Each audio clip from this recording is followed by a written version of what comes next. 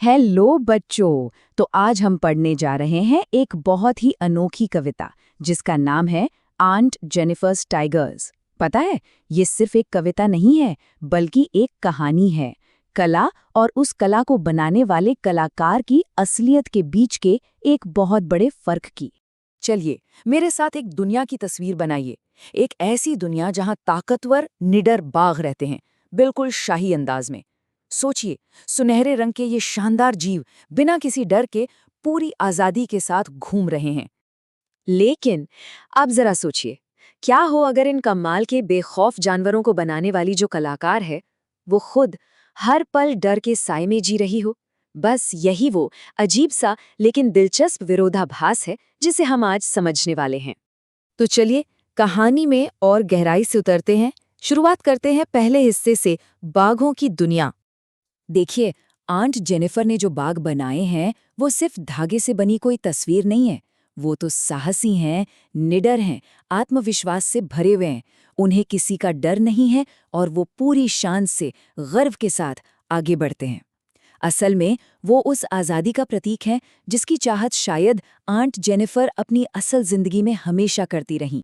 पर इन दमदार किरदारों को बना कौन रहा है? चलिए अब उस कला से हटकर कलाकार की तरफ देखते हैं। तो अब मिलते हैं हमारी आर्टिस्ट से।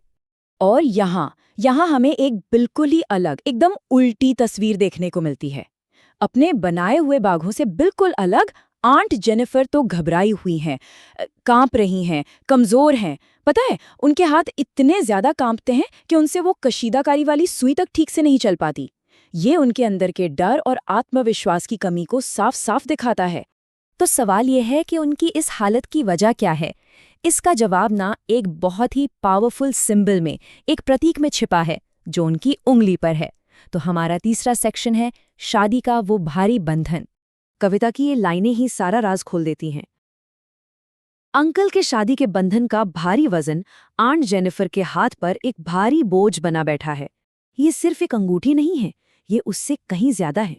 अब आगे बढ़ने से पहले एक छोटी सी चीज समझ लेते हैं, प्रतीकवाद यानी सिंबलिज्म।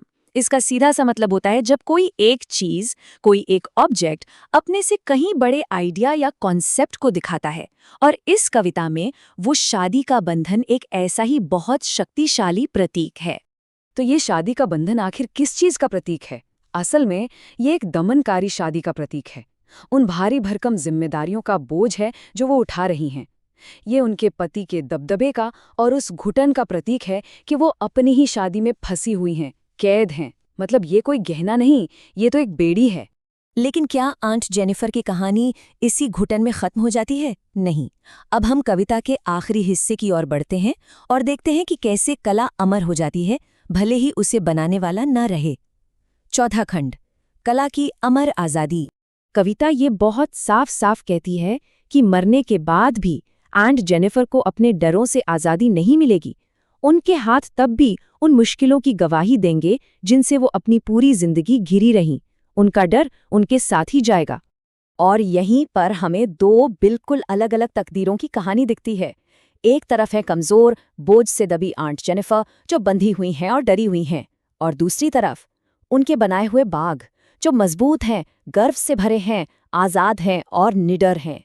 आंट जेनिफर तो एक दिन चली जाएंगी, लेकिन उनकी कला वो अमर है और उनके बाघ उस पैनल पर हमेशा हमेशा के लिए शान से उछलते कूदते रहेंगे। और ये कविता हमें एक बहुत ही जरूरी सवाल पर लाकर छोड़ देती है। क्या कला उन लोगों की आवाज बन सकती है जो खुद अपनी बात नहीं कह सकते? क्या ये डर और जुल्म पर जीत पाने का और अपनी दबी हुई इच्छाओं को हमेशा के लिए जिंदा रखने का एक तरीका हो सकती है? सोचेगा जरूर।